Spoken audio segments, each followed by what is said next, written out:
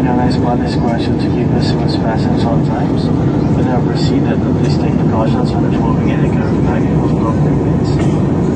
Please use only the lavatories in your section and avoid congregating in any public cabin. For convenience, an lavatory is located on the rear section of the cabin. Smoking inside the lavatories will be prohibited. For assistance during the flight, please press the antenna code on the service panel located above you. Thank you. Pinigin natin ang pasisid mo sa inyo na patakailaw, mahal na po ihilig ang sandalan ng inyong buwan para sa inyong kaligtasan na patakla ng Philippine Airlines. Ay panatili nakakapitin yung seatbelt na malawag habang kayo ay nangupo.